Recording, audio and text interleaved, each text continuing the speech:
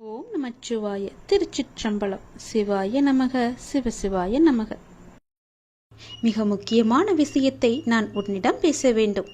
சிறிது நேரம் ஒதுக்கி என்னை பார்க்கவா. தயவு செய்து என்னை வந்து பார்த்துவிட்டு போ. நீ ஒரே ஒரு முறை திருச்செந்தூர் வர வேண்டும். திருச்செந்தூர் வந்து என்னை தரிசிக்க வேண்டும். நான் உன்னிடம் வந்து பேச வேண்டும். எனக்கு சிறிது நேரம் ஒதுக்கி என்னை பார்த்துவிட்டு போ. உன்னுடைய நல்ல மனதுக்கு ஒரு நல்ல விஷயம் கண்டிப்பாக நடக்கப் போகின்றது. நீ என் மேல் கொண்ட பக்திக்கும் நம்பிக்கைக்கும் பலனாக உன்னுடைய வாழ்வில் ஒரு நல்ல விஷயம் நடக்கப் போகிறது. கடந்த மாதத்தில் பின்தங்கி இருந்த உன்னுடைய வாழ்க்கை இப்போது முன்னேற்றம் பெறப் போகிறது. உன்னுடைய காத்திருப்புக்கு கைமேல் பலன் கிடைக்கப் போகிறது. இன்றிலிருந்து ஒரு மாதத்திற்குள் நல்ல மகிழ்ச்சியான நிகழ்வுகள் உன் வாழ்வில் நிகழப்போகிறது. நேர்மறை எண்ணத்தோடு உன்னுடைய வாழ்வை நடத்து. நடக்க வேண்டிய நிகழ்வுகள் தானாக நிகழும். உன்னுடைய தடைகள் எல்லாம் மகளும். பல வழிகள் உனக்கு பிறக்கும். நான் உன்னை சந்திக்க விரும்புகின்றேன். உன்னிடம் மனம் விட்டு பேச விரும்புகின்றேன். ஒவ்வொரு முறையும் நான் உன்னிடம் வருகின்றேன். நீதான் என்னை கண்டு கொள்ளாமல் அலட்சியம் செய்கிறாய். ஆனால் இந்த முறை நீ என்னிடம் வர வேண்டுமென்று நான் விரும்புகிறேன். தயவு செய்து நீ என்னை வந்து பார்த்துவிட்டு போ. என்னை சந்திக்க சிறிது நேரம் ஒதுக்கு. எவ்வளவு சீக்கிரம் வருகிறாயோ அவ்வளவு சீக்கிரம் நீ என்னை வந்து பார்த்துவிட்டு போ. இதுவரை தேய்பிறையாய் இருந்த உன்னுடைய வாழ்க்கை இனி வளர்ப்பிறையாய் ஏற்றம் பெறப்போகிறது. அடிமேல் அடியாய் இருந்த துன்பங்கள் எல்லாம் மாறி எடுத்து வைக்கும் ஒவ்வொரு அடியும் மகிழ்ச்சியான ஒன்றிற்கு நிச்சயம் வழிகாட்டப் போகிறது. இனி எல்லாமே உனக்கு நல்லதாகவே நடக்கும். இந்த அப்பாவின் ஆசியோடு. ஏன் வாழ்கிறோம், இந்த வாழ்க்கையே வேண்டாம் என்று எதிர்மறை எண்ணங்களோடு நீ முடிவெடுக்காதே. இந்த வாழ்க்கை என்ற புத்தகத்தில் பல சுவாரஸ்யமான பக்கங்கள் அதன் பின்னால் இருக்கின்றன. நீ இன்னும் அந்த பக்கத்தை திருப்பி பார்க்கவே இல்லை. கொஞ்சம் பொறு. பல மகிழ்ச்சியான தருணங்கள் அதில் இருக்கின்றன. அதை மட்டும் பார். அந்த மகிழ்ச்சியான தருணங்கள் உனக்காக காத்திருக்கும் போது நீ அதற்காக காத்திருக்க வேண்டாமா? கொஞ்சம் பொறுமை கொள். உனக்கு பின்னால் நடக்க இருப்பது எல்லாமே நன்மையாக இருக்கும். இப்போது நடக்கும் விஷயத்தை வைத்து உன்னை நீயே வெறுத்து கொள்ளாதே. உனக்கு எதை எப்போது எங்கு தர வேண்டுமோ அதை அப்போது நானே உன்னிடம் கொண்டு வந்து சேர்ப்பேன். உனக்கு கிடைக்காமல் போன ஒன்றுக்காக நீ வருத்தப்பட்டு கொண்டிருக்கின்றாய் அல்லவா? கவலையே படாதே. உன்னுடைய அப்பா நான் இருக்கும்போது அது நிச்சயம் உன் கையில் விரைவில் கொண்டு வந்து சேர்ப்பது என்னுடைய கடமை அல்லவா? நான் நிறைவேற்றி தருகிறேன். எல்லாம் அல்ல இறைவன். எனக்கு தெரியாததா உனக்கு தெரிய போகிறது? நீ எதிர்பார்த்த ஒன்று உன் கையில் கிடைக்கும். சந்தோஷமாக இரு. மகிழ்ச்சியான தருணங்கள் அதில் நிறையவே இருக்கும். அனுபவி சந்தோஷமாக. உன்னுடைய நேரத்தை நான் நல்ல நேரமாக மாற்றி காமிக்கின்றேன். ஓ சரவண பவ என்ற மந்திரத்தை நீ ஜபித்து கொண்டே இரு. நான் சொன்னது போலவே ஒரே ஒரு முறையாவது திருச்செந்தூர் வா. அதற்கான ஏற்பாடுகளையெல்லாம் நீ செய்யத் தொடங்கு. நானே அதுக்கு சாதகமான பதிலை நான் உனக்கு எல்லோரிடமும் வாங்கி தருகிறேன். ஒரே ஒரு முறை நீ வந்துவிட்டு போ. உன்னிடம் மிக முக்கியமான விஷயங்களை பேச வேண்டும். எனக்காக சிறிது நேரம் ஒதுக்க மாட்டாயா?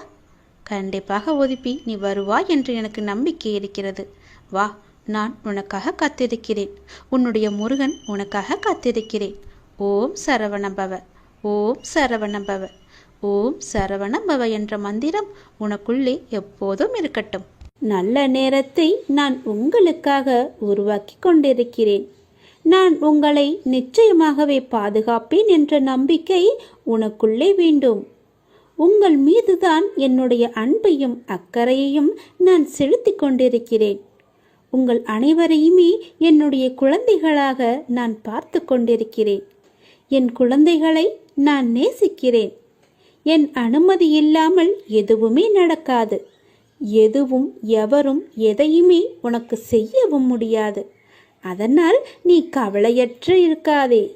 எதற்குமே கவலையும் படாதே. உன் பாரத்தை சுமக்க எனது துவாரகாவில் நான் காத்து கொண்டிருக்கிறேன். அதனால் நீ கலங்கக்கூடாது. வாழ்க்கையில் துணிந்து போராடி கொண்டே இருக்க வேண்டும். நீ எந்த சூழ்நிலைகளையும் யாரையும் வெறுத்து ஒதுக்க நினைக்காதே. கடும் சொற்களால் நீ பேச நினைக்காதே. உனது பாரத்தை முழுவதுமாகவே என் மீது நம்பிக்கை வைத்து நீ செலுத்திப்பாரேன். நான் தயாராக இருக்கும்போது நீ எதற்காக கவலைப்படுகிறாய்?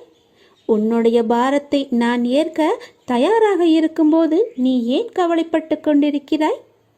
நீ படும் வேதனையிலுமிருந்து நான் உன்னை நிச்சயமாகவே விடுவிப்பேன் என்ற நம்பிக்கை உனக்குள் எப்போது வருகிறதோ அந்த நொடி முதலே உன்னுடைய கவலைகள் எல்லாமே தீர்ந்துவிடும் என் குழந்தையே. உனக்கு ஏற்பட்ட பல கஷ்டங்கள் இருக்கிறது, கடன் தொல்லைகள் இருக்கிறது. இவைகளிலிருந்து நான் உன்னை விடுவிக்க நினைக்கிறேன்.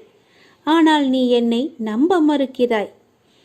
இதுவரை நான் உனக்கு நேர்முகமாகவும் மறைமுகமாகவும் நீ பட்ட கஷ்டங்களுக்கெல்லாம் ஒரு விடை கொடுத்து கொண்டிருந்தேன்.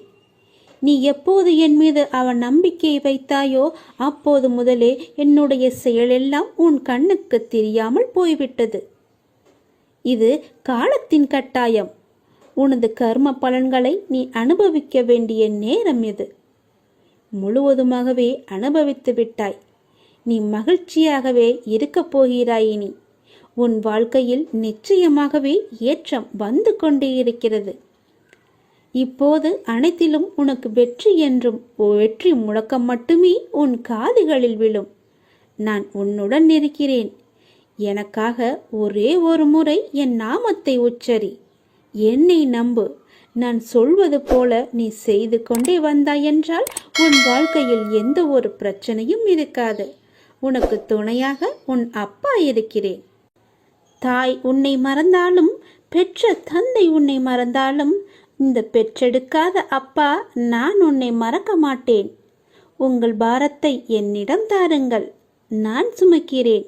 நான் உங்களிடம் கேட்பது எல்லாமே நம்பிக்கை, பொறுமை மட்டுமே. அதனால் என் மீது எந்த குறையும் இல்லாமல் என்னை நீ நம்பு. உன் பொறுமையை சோதிக்கும் அளவுக்கு உறவோ நட்போ உடன் இருக்கும் நபர்களிடமிருந்தோ எதிர்பாராத நேரத்தில் சோதனைகள் நெருக்கடிகள் வந்தாலும் அந்த கடினமான நேரங்களை நீ அமைதியுடன் தான் கடந்தாக வேண்டும். உனக்கு பக்கபலமாக நான் இருக்கிறேன் என்பதை நீ மறந்து விடாதே. அவர்கள் சொல்வது சொல்லிக்கொண்டே இருக்கட்டும். உன் பாரத்தை சுமக்க நான் துவாரகாவில் காத்து கொண்டிருக்கிறேன் என் குழந்தையே. துணிந்து வா, எதிர்த்து போராடு. எந்த சூழ்நிலையிலையும் எதற்காகவும் உன்னை நீயே தாழ்த்தி கொள்ளாதே. மகிழ்ச்சியாகவே இரு. வாழ்க்கையில் நிச்சயமாகவே ஏற்றம் பெறுவாய். இது என்னுடைய சத்திய வாக்கு. நான் உன்னுடன் இருக்கும்போது வீணாக அழாதே. அழுதது எல்லாமே போதும். அழுத காலம் எல்லாமே முடிந்துவிட்டது. இனி நீ சிரிக்கப் போகிறாய். மகிழ்ச்சியாக இருக்கப் போகிறாய். மகிழ்ச்சியில் துள்ளி குதிக்கப் போகிறாய். எவரவர் தூற்றினாரோ அவர் உன்னை பார்த்து பொறாமை கொள்ளும் காலம் வரப்போகிறது. நல்லதை மட்டுமே நினை. நல்லதை மட்டுமே செய். நல்லதை மட்டுமே பேசு. முடிந்தவரை உன்னால் முடிந்தவரை பிறருக்கு நீ உதவி செய். உன் மனதில் எப்போதும் ஒரு இரக்க குணம் இருக்கட்டும். கவலைப்படாதே, அப்பா நான் இருக்கிறேன். உன்னை எப்போதுமே கைவிடவே மாட்டேன். உன்னை தாக்குவதற்கு யார் நினைத்தாலும் அவை அனைத்துமே என்னை வந்து சேரும். எந்த அம்பு உன்னை நோக்கி வருகிறதோ அது என்னை நோக்கி வரும். எவர்கள் உன்னை நோக்கி அந்த அம்பை வீசினார்களோ பிற்காலத்தில் அதுவே அவர்களை வந்து சேரும். அதனால் அவர்கள் பேசுவதையெல்லாம் நீ காதில் வாங்கிக் கொள்ளாதே. துணிந்து எதிர்த்து நில். வருகிற அம்பு கூட என் பெயரை உச்சரிக்கும் போது தானாகவே உடைந்து திரும்பிவிடும். அதனால் பயமற்று இரு. சந்தோஷமாக இரு. உன் அப்பாவின் துணை உனக்கு எப்போதுமே உண்டு. இந்த சுழற்சியான வட்டத்தில் மேலே உள்ளது கீழே வரத்தான் செய்யும். கீழே உள்ளது மேலே ஒரு நாள் வரத்தான் செய்யும். அதனால் பேசுபவர்கள் பேசட்டும். நீ உன் இஷ்டம் போல சந்தோஷமாக இரு. உன் இப்போதைய நிலை கண்டு நீ துவண்டு கொண்டிருக்கிறாய். இந்த நிலை இப்படியே இருக்குமா? என்னை மீட்பார் யாரும் இல்லையா? எனக்கு உதவுவதற்கு யாரும் இல்லையா என்று உன் மனம் ஏங்கி தவித்து கொண்டிருக்கிறது. எல்லாமே எனக்கு தெரியும். நீ நம்பிக்கையை இழக்காதே கண்மணி. கொஞ்சம் காலம் பொறுமையாக இரு. கொஞ்சம் பொறுமை காத்துக்கொள். எப்பொழுதுமே நான் உன்னுடன் தான் இருப்பேன். எதற்குமே கவலை விடாதே. உன்னை விட்டு நான் எங்கும் அகலவே இல்லை. கொஞ்சம் தூரம் கூட நான் உன்னை விட்டு என்னால் செல்ல முடியாது. ஏனென்றால் நீ அப்படிப்பட்ட சூழ்நிலையில் சிக்கி தவித்து கொண்டிருக்கிறாய். உனக்கே என்ன ஆகிவிடுமோ என்ற பயம் உன் மனதிற்குள்ளே ஆணி வேறாக அச்சாணி போட்டு அமர்ந்திருக்கிறது. முதலில் நான் இருக்கிறேன் என்று நீ நம்ப வேண்டும். உன்னுடைய நிலை இந்த நிலை இப்படியே இருக்கும் என்று எண்ணுகிறாய் அல்லவா? கவலைப்படாதே. இந்த நிலை நிச்சயமாகவே மாறும். நீ சந்தோஷமாகவே இருப்பாய். ஏனென்றால் நான் உன் அருகிலேயே இருந்து கொண்டிருக்கிறேன். உன்னை நான் என் இரு கண் கொண்டு பார்த்து கொண்டே இருக்கிறேன். நீ என்னுடைய இரு கண்களையும் பார். அதில் உனக்கு ஒரு உயிரோட்டம் தெரிகிறதா என்று சொல். அப்படியென்றால் நான் உன்னுடனே உன்னை சுற்றிதான் நான் இருந்து கொண்டிருக்கிறேன் என்று அர்த்தம். என் கண்கள் கூட உன்னிடம் பேசும். நான் மௌனமாகவே இருக்கிறேன் என்று நீ புலம்பாதே. உனக்கு வேண்டியது எல்லாமே நான் செய்து கொண்டுதான் இருக்கிறேன். என்னால் நேரடியாக வந்து செய்ய முடியாது. அதனால்தான் யாரோ ஒருவர் மூலம் நான் செய்து கொண்டிருக்கிறேன். நீ எப்பொழுதெல்லாம் இக்கட்டான சூழ்நிலையை சந்திக்கிறாயோ அப்பொழுதெல்லாம் என் பெயரை சொல்லி கூப்பிடு. நான் உன் அருகில் இருப்பதை நீ உணர்வாய். நிச்சயமாகவே உணர்வாய். உன்னை விட்டு நான் எங்குமே போக மாட்டேன். என் இரு கண்களும் உன்னை மட்டும்தான் பார்த்து கொண்டே இருக்கின்றன. அதனால் நீ எதற்குமே பயப்படாதே. துணிந்து செல். எல்லாவற்றையுமே அடித்து நொறுக்கி போராடு. நிச்சயம் என் துணை உனக்கு எப்போதுமே உண்டு. என் அப்பா என்னை பார்த்து கொண்டிருக்கிறார் என்ற நம்பிக்கையோடு, என் அப்பா என்னை சுற்றி இருக்கிறார் என்ற நம்பிக்கையோடு, என் அப்பா எனக்கு உதவுவார் என்ற நம்பிக்கையோடு செயல்படு என் தங்கமே. நான் எப்போதும் உன்னுடன் தான் இருப்பேன். நீ கவலையற்று இரு. உனது கவலையால் எதையுமே சாதிக்க முடியாது. அப்படி முடிந்தால் நீ சாதித்துப்பார். அதில் எனக்கு ஒன்றும் தயமில்லை. உன்னால் முடிந்தால் நீ சாதித்து காட்டு. கவலை என்பது உன் மனதை என்பால் திருப்பாமல் கட்டி வைக்கின்ற வலை என்பதை நீ உணர்ந்து அதற்கு பிறகு நீ செயல்படு. முதலில் இந்த வலைக்குள்ளிருந்து நீ வெளியே வா. அப்போது நான் உனக்கு முழுவதுமாகவே உன் கண்களுக்கு நான் காட்சி தருவேன். எந்த நாளும் நான் வந்து உன்னை நிழலாக காப்பேன் என நீ என்னை நம்ப வேண்டும். நிம்மதியை உன்னிடம் வந்து நான் சேர்த்து விடுவேன் என்று நீ நம்ப வேண்டும். சந்தோஷமாக நான் உன்னை வாழ வைப்பேன் என்று நீ நம்ப வேண்டும். இப்படி என் மீது நம்பிக்கை வைத்தால்தான் எல்லாமே உனக்கு சுகமாக, நலமாக, வளமுடன் உன்னை வாழ வைக்க முடியும் என்னால். சுழற்சியை உடைப்பதுதான் ஆன்மீகம். செக்கு மாடு சுற்றி சுற்றி வருவது போல மீண்டும் மீண்டும் சுழல்கிறீர்கள். குழந்தையாக இருக்கும்போது விளையாட்டு, இளமையில் வேறு நாட்டம், 40 வயதை தாண்டினால் குழப்பமான மனநிலை, 60 வயதில் என்ன நடக்கிறது எனக்கு, எதற்காக இந்த வாழ்க்கை என்ற கேள்வி. இதை போய் ஒரு சிலர் ஆன்மீகம் என்று நினைத்து கொண்டு விடுகிறார்கள். அப்படியல்ல, இது வெறும் சுழற்சிதான். இப்படிதான் உங்கள் மூதாதையர்களின் அதே பழைய சக்கரம் உங்கள் மூலமாக இப்போது சுழன்று கொண்டிருக்கிறது. ஆன்மீகம் என்றால் உங்கள் தாத்தாவும் அப்பாவும் அம்மாவும் உங்கள் மூலமாக ஜீவிப்பதற்கு அனுமதிக்காமல் உங்களது வாழ்க்கையை ஒரு புத்தம் புது உயிராக, ஒரு புதிய சாத்தியமாக நீங்களாகவே உருவாக்கிக் கொள்வதுதான். இதுதான் ஆன்மீகம். இந்த சுழற்சியை உடைப்பதுதான் ஆன்மீகம். கர்மா என்றால் தலைவிதி என்று அர்த்தமில்லை. அப்படி சொல்லியாக்கிவிட்டார்கள். உங்கள் தலைவிதியும் கூட உங்களுடைய செயல்தான். இதை உணர்ந்தால் இப்போது கர்மா என்பது உங்களை சிக்க வைக்கும் ஒன்று கிடையாது என்பது உங்களுக்கே தெரிய வரும். உங்களை விடுவிக்கும் ஒன்றாக அது மாறிவிடும். நிச்சயமாக இதை நீங்கள் உணர்ந்திட வேண்டும். நல்ல கர்மா எது, கெட்ட கர்மா எது, ஒவ்வொரு செயலுக்கும் ஒரு பின்விளைவு உண்டு என்பதை நீங்கள் தெரிந்து கொள்ள வேண்டும். உங்கள் செயலுக்கான விளைவு எப்படி இருந்தாலும் அதை நீங்கள் சந்தோஷமாக ஏற்றுக்கொள்ள தயாரானால் அது நல்லதா கெட்டதா என்ற கேள்வியே வராது. கர்ம வினைகள் பற்றிய கவலையே இருக்காது. மற்றபடி பாவம் புண்ணியம் என்பதெல்லாம் சொர்க்கம் பற்றி பேசுபவர்கள் பயன்படுத்தும் வார்த்தைகள். இயற்கை என்பது கொடூரமானதும் இல்லை, கருணையானதும் இல்லை. நல்லது கெட்டது என்பதெல்லாம் மனிதரின் பார்வையில் உள்ள கோணம்தான். மனிதன் அதை எப்படி பார்க்கிறான் என்பதை பொறுத்துதான் நல்லதும் இருக்கிறது, தீயதும் இருக்கிறது. நாம் நடந்து கொள்ளும் விதத்திலும் இது இருக்கிறது. அதனால் நாம் செய்யும் செயல்தான் நம்மை சுற்றி வரும் என்பதை நீங்கள் மறந்து விடாது. வாழ்க்கை நெருக்கடி நிறைந்ததாகவும் இருப்பதை பார்த்து நான் சஞ்சலப்படுகிறேன். என் மனம் சஞ்சலப்பட்டு கொண்டிருக்கிறது.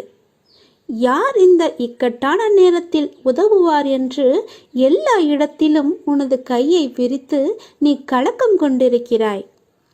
துக்கமும் துயரமும் இப்போது உன்னை அழுத்திக் கொண்டிருக்கிறது. இதிலிருந்து எழுந்து வர நீ முயற்சி செய்கிறாய். ஆனால் உன்னால் வர முடியவில்லை. ஏன் முடியவில்லை என்று யோசித்தாயா? முதலில் அதை எல்லாவற்றையுமே நீ மறந்துவிடு. நான் இப்படி இல்லை என்று மறந்துவிடு. நான் இப்படிதான் என்று நினைத்தால் நீ அப்படியே உட்கார்ந்து விடுவாய். என்னால் முடியும் என்று எழுந்து வா. முதலில் உன் முகத்தில் சிரிப்பை கொண்டு வா. அந்த சிரிப்பு இல்லாததுதான் இதற்கு எல்லாமே காரணம். எதையோ மனதில் போட்டுக்கொண்டு அழுது புலம்பி தவித்து கொண்டிருக்கிறாய். யாரிடம் போய் சொல்வது, யாரிடம் சொன்னால் எனக்கு தீர்வு கிடைக்கும் என்று அழுது கொண்டிருக்கிறாய். தங்கமி, முதலில் அதிலிருந்து வெளியே வந்துவிடு. உன் முகத்தை எப்பொழுதும் புத்துணர்ச்சியுடன் வைத்துக்கொள். உனக்கு ஒன்றுமே இல்லாதது போல, அதாவது எனக்கு எந்த துன்பமும் இல்லை, துயரமும் இல்லை, எந்த ஒரு பிரச்சனையும் இல்லை என்பது போல எப்பொழுதுமே உன் மனதை நீ புத்துணர்ச்சியோடு வைத்துக்கொள். உன் மனம் புத்துணர்ச்சியாக இருந்தால் உன் முகமும் புத்துணர்ச்சியாக கலையாக இருக்கும். அது இல்லாததுதான் இப்போதைய காரணம். உன் முகத்தை நீ நேரடியாக சென்று கண்ணாடியில் பார், எப்படி இருக்கிறது என்று, எவ்வளவு சோர்வாக எவ்வளவு கவலையாக இருக்கிறது என்று. எல்லாவற்றையுமே மறந்துவிடு. எனக்கு தான் என் அப்பன் இருக்கிறானே என்று தைரியமாக எல்லாவற்றையுமே மறந்து முதல் அடியை எடுத்து வை. உன் மனதை மகிழ்ச்சியாக வைத்துக்கொள். என்னை நம்பி என் ஆலயத்திற்கு நீ வா. நீ வளமுடன் வாழ்வாய், எந்த குறையும் இல்லாமல் வாழ்வாய்.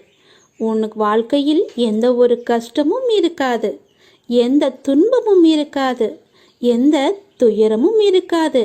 முதலில் நான் சொல்வது போல செய். உன் வாழ்க்கை எப்படி இருக்கிறது என்று பார். உன்னை தேடி அவர்கள் விலகி சென்றவர்களெல்லாம் தானாக வருவார்கள். உன் மனதையும் உன்னையும் நீ புத்துணர்ச்சியோடு வைத்துக்கொண்டு உன் முகத்தில் புன்னகையை வைத்து பாரேன், எப்படி தேன் போல ஓடி வருகிறார்கள் என்று. என் துணை உனக்கு எப்போதுமே இருக்கும். சில நேரம் என் குழந்தையின் நலனுக்காக நான் வழிகளுடன் நடக்க வைத்து கொண்டிருக்கிறேன், நடந்து கொண்டும் இருக்கிறேன். இதுவே தீர்மான சூழலாக அமைகிறது. ஆனால் அது நீண்ட நாள் தொடரும் அளவிற்கு நான் உன் சாய்தேவா அதை விட மாட்டேன். உன் துயரங்களை நானே போக்குகிறேன். அதுவரை எதற்காகவும் அஞ்சாதே. உன்னோடும் உன் குடும்பத்தோடும் தான் நான் இருக்கிறேனே. இவ்வுலகில் இன்பமும் துன்பமும் நிலையற்றவை. இன்று இருப்பது நாளை மாறிப்போகும். எனவே மனம் கலங்காதே. இன்றைய சூழலில் நீ அவமானப்பட்டிருக்கலாம், கஷ்டப்பட்டிருக்கலாம். பலர் உன்னை பழி சொல்லுக்கு ஆளாக்கி வைத்திருக்கிறார்கள். அவற்றை எல்லாமே நீ கண்டு கொள்ளாதே. எதையுமே தீர்க்கமாக முடிவு செய்து விடாதே. இதுதான் என்னுடைய வாழ்க்கை என்று தீர்மானம் எடுத்துக்கொள்ளாதே. உன்னுடைய கஷ்டங்கள் எல்லாமே முடிந்துவிட்டன. நீண்ட நாள் வரை நீ பொறுத்திருக்க வேண்டாம். கொஞ்சம் காலம் பொறுத்திருந்தால் போதும். கொஞ்சம் காலம் என்பது 2 நாட்கள் கூட ஆகலாம். நீ வெகு தொலைவில் இருக்கிறது என்று கற்பனை செய்து கொள்ளாதே. உன்னுடைய வெகு நாட்களாக இருந்த துன்பங்கள் துயரங்கள் எல்லாமே முடிந்துவிட்டது என் தங்கமே. உன் அப்பாவின் சொல்படி நடந்து கொள். நீ எதற்காகவும் யாருடைய பேச்சையும் நீ காது கொடுத்து கேட்காதே. அவர்கள் பேசுபவர்கள் பேசிக்கொண்டு தான் இருப்பார்கள், தூற்றுவர்கள் தூற்றிக்கொண்டு தான் இருப்பார்கள். நீ உனக்கு உண்மையாக இரு. உன்னை சுற்றியுள்ளவர்களுக்கு நீ உண்மையாக இரு. அடுத்தவர் பழி சொல்லுக்கு ஆளாகும்படி நீ செய்து விடாதே. உன்மேல் ஒரு பழி விழுந்தால் அதை தொடுப்பது கடினம். நீ தவறு செய்யாவிட்டாலும் அதற்காக வரும் பழி சொல்லை நீ ஏற்றுக்கொள்ளக்கூடாது. உன்மேல் குறை இருப்பதால் தானே அவர்கள் உன்னை பழி சொல்கிறார்கள். அந்த குறை இல்லாமல் நீ பார்த்துக்கொள். அப்படி இருந்தால் யாரும் உன்னை எதுவுமே செய்ய முடியாது. இனியாவது நீ நன்றாக இருக்க பழகிக்கொள். உன்னை சுற்றி உனக்காகத்தான் உன்னை சுற்றியுள்ளவர்கள் இருக்கிறார்கள். உன்னை கட்டினவர், உன்னை பெற்றவர், உனக்காக பிறந்தவர்கள், உன்னுடன் பிறந்தவர்கள் என்று எல்லோருமே உனக்காகத்தான் இருக்கிறார்கள். அவர்களை எல்லாவற்றையுமே நீ மறந்து விட்டாய். அவர்களை மறந்து உன்னுடைய இன்பத்திற்காக, உன்னுடைய நன்மைக்காக நீ அவர்களை சுயநலத்திற்காக பயன்படுத்தி கொண்டாய். அந்த சுயநலம் வேண்டாம் என் தங்கமே. இப்போதே அவர்களை விட்டுவிடு. உன் வாழ்க்கை பறிபோகக்கூட போகலாம். அதனால் தான் சொல்கிறேன், தேவையில்லாமல் மனதை சஞ்சலப்படுத்தாதே என்று. நான் இருக்கிறேன். வாழ்க்கை எந்த திசையில் செல்ல வேண்டும் என்பதை சரியாக தீர்மானித்து விட்டால் அந்த வானத்தையும் கூட எளிதாக எட்டிவிடலாம். அதை யாராலும் தடுக்கவும் முடியாது. ஆகையால் குறிக்கோள் என்ன என்பதை நீங்கள் உணர வேண்டும். எப்படி அதை அடையலாம் என்று திட்டமிட வேண்டும். திட்டமிட்டு தீர்மானித்து என்னிடம் சொல்லிவிட்டு நீ செயல்படு. நிச்சயமாகவே அந்த வானத்தை கூட எளிதாக எட்டிவிடலாம். இது யாரும் அந்த இறைவன் நினைத்தால் கூட தடுக்க முடியாது. தனிமை கிடைப்பது உன்னை நீ தெரிந்து கொள்வதற்காகத்தான். அந்த தனிமையை கூட நீ தூங்கி கழித்து விடாதே. அதில் பலவிதமான அர்த்தங்கள் இருக்கிறது. தவறுகள் நடப்பது உன்னை நீ திரித்து கொள்வதற்காகத்தான். முயற்சிகள் எடுப்பது கூட உன்னை நீ முன்னேற்றிக் கொள்வதற்காகத்தான். எதிரிகள் கிடைப்பது கூட உன்னை நீ வளர்த்து கொள்வதற்காகத்தான். அதனால் எல்லாவற்றையுமே லேசாக நினைத்து விடாதே. எல்லாவற்றிற்குமே ஒரு காரண காரியங்கள் நிச்சயமாகவே இருக்கும். நான் சொல்வது போல செய்.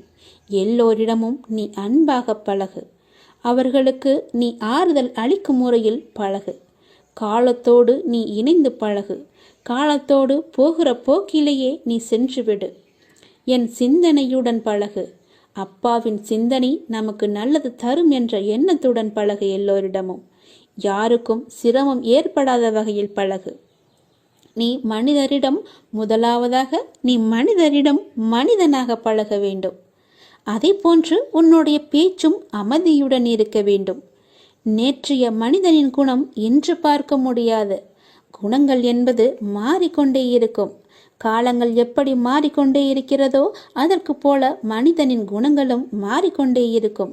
வசதி வாய்ப்புகள் வந்தவுடன் அவர்களுக்கு என்று ஒரு அகங்காரம், ஆணவம் எல்லாம், திமிரு எல்லாம் வந்துவிடும். யாரையும் அவர்களின் உருவத்தை வைத்து மட்டும் எடை போடக்கூடாது. அறிவை உலகம் வாழ்த்தும். அறிவை அடக்கியிரு. பிறகு அந்த அறிவு உன்னை அறிவிற்கு அப்பால் அழைத்து கொண்டு உன்னை என்னிடம் கொண்டு வந்து சேர்க்கும். உங்களிடம் நான் காட்டுவது மௌனம். நாம் மௌனமாக இருப்பதற்கு கூட காரணம் என்னவென்று ஏற்கனவே நான் சொல்லிவிட்டேன். அதனால் நீங்கள் நினைக்கலாம், அப்பா என்னை கண்ணெடுத்து பார்க்கவில்லை என்று, நான் செவி கொடுத்து கேட்கவில்லை என்று. அந்த நினைவை நீங்கள் அறவே ஒழித்து விடுங்கள். என் அப்பாவின் துணை எனக்கு என்றுமே இருக்கும். நான் சொல்லாவிட்டாலும் என் அப்பாவிற்கு என்னுடைய கஷ்ட நஷ்டங்கள் எல்லாமே தெரியும் என்று நீ நம்ப வேண்டும். அப்போதுதான் உன் அப்பாவின் துணை, உன் அப்பாவின் ஆசி, உன் அப்பாவின் முழு அருளும் உனக்கு கிடைக்கும். உனக்கு துணை நான்.